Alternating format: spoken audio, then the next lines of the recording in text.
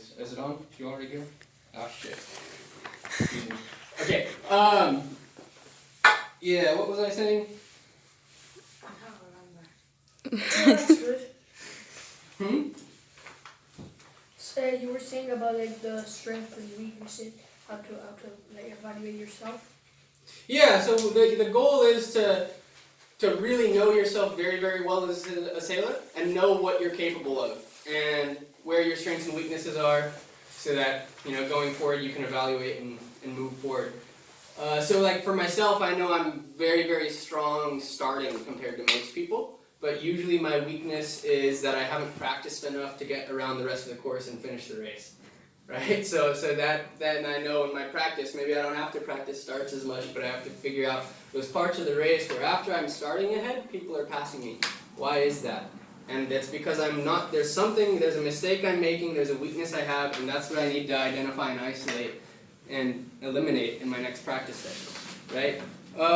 And then I wrote in your little guide, I was talking about sailing as a game of mistakes, right? So people sometimes will think about sailing as people are doing things, so this is just one way to think about things. Some people think that people are doing things really, really well, right? And other people aren't as good. But you can just, for this example, thinking about it this way, just take all the positive out of it. No one's ever doing anything right. You're just only doing anything wrong, right? So what I mean is, let's say we're in a speed test, right? So, we've got a few boats, and they're all perfectly even at a 90-degree angle to the wind direction, right? And all their bows are perfectly even on that line. We've got even separation, no one's in bad air. It's just a perfect speed test, right? And let's say that, this boat is sailed by a robot it's like a virtual reality thing, and this boat just does everything absolutely, completely, 100% perfect, doesn't make a single mistake, right? It's just a virtual reality in which one of the controls is 100% perfect, right?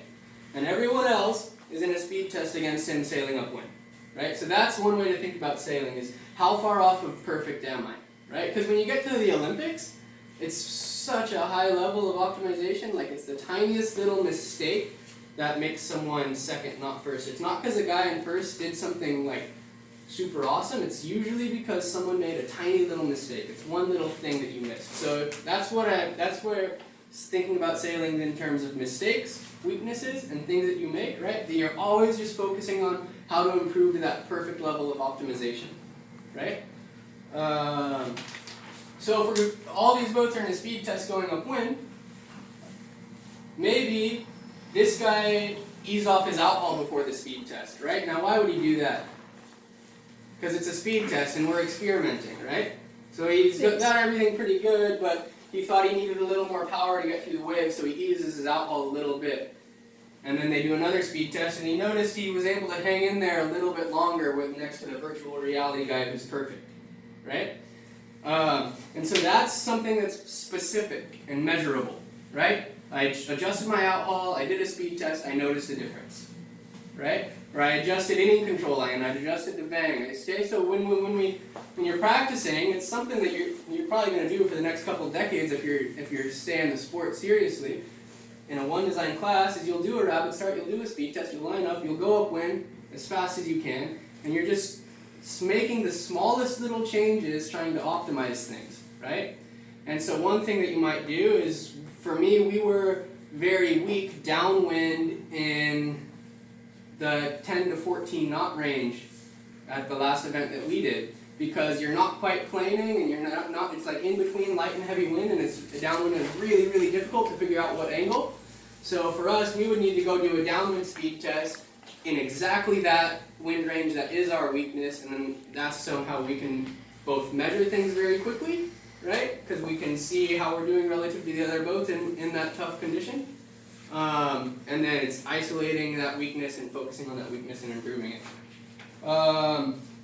In precision and measurement, it's just more of the same stuff to make sure that while you're out there working and doing these speed tests, Do you know exactly where your bling is? Do you know exactly where your diagonal is? Do you know exactly how much love tension you have? Do you know exactly how much vang and sprit you have?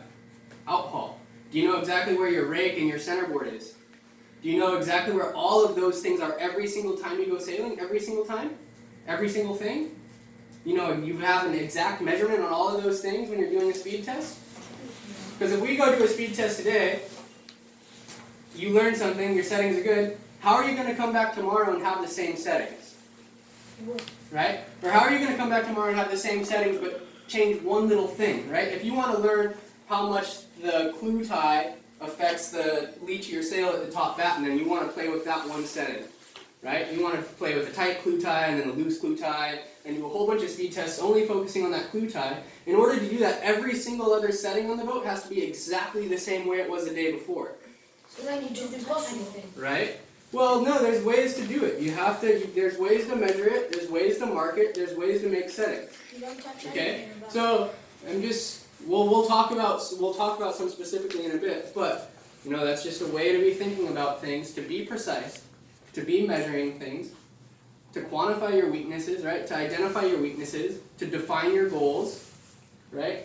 And then to put your attention, put your focus in your practice on the biggest weakness that's going to take you fastest to your goal. Right? Does that make sense? Okay. And you guys actually have to do this in your head. You actually have to go home at the end of the day and think about it. Right? What was I doing right? What was I doing wrong? What should my weakness be at my next practice? Right? Both short term and long term. Okay, stop for a second.